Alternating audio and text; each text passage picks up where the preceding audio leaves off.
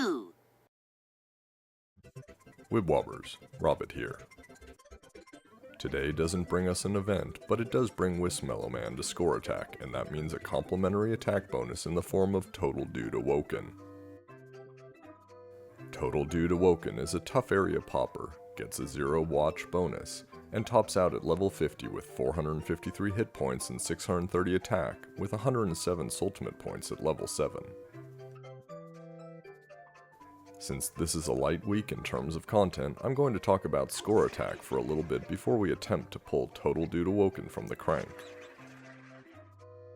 Last week was Robonyan 28, where Arachnus Awoken received a bonus when used in score attack.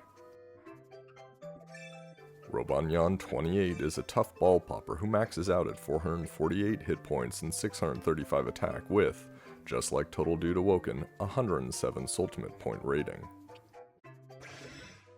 While I personally am not a fan of ball poppers, although I used them heavily when I was in the beginning and middle parts of the game, I have to say that Robonyan 28 has some of the best sounds and animations in Wibble Wobble. Like all ball poppers, you really need to surround them with big wibwobs before you get much damage out of them.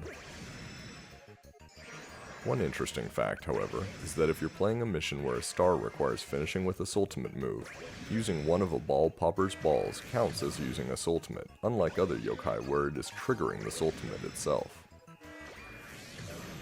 Now, let's take a look at score attack. As I've shown before, I have a fairly durable technique that always lands me in the top 10. I use 2 attack boosters, 2 score boosters, and an all-attacker that is strong against the current boss. I go for a single fever time, and I attack the second trio where I can maximize my all-attacker damage. Sometimes I change that to be a single attacker where it really makes sense, but for the most part that's my strategy, and it almost always lands me between 22 and 25 million points within around 10 tries. With Robonyan 28, I was able to use Sploink S and this technique to get me right around that 22 million mark. I actually used 3 score boosters, including Sergeant Burley, because with only a single fever time I was having a hard time inadvertently knocking out the first trio with stronger yokai. While this put me in 7th place, you guys are getting too good, and I had dropped to the mid-teens near the end of the week. With Befriend a Boss coming around twice, as well as Crank a Boss, a lot more players have Sploink S now. As a result, I tried my first inflator run using Arachnus Awoken. When you do an inflator run, you're substituting a booster for your inflator, so you really need to make it count by performing more ultimates. It's also quite difficult because you need to balance the amount of inflator wibwob on the board versus attacker wibwob. In general, you want enough for another full inflator, with the board giving you 3 full attackers and having a few attacking wibwob left over that will be inflated. It took me a bunch of tries, and I didn't do it anywhere close to perfectly here. You can also see that since Arachnus Awoken performs variable inflation of size 10 to 12 at level 7's ultimate, there's one case where I pop a size 12 wibwob and in the heat of the moment pop a size 13 wibwob to fill my ultimate, thus robbing myself of an additional ultimate and about 4 to 5 million points.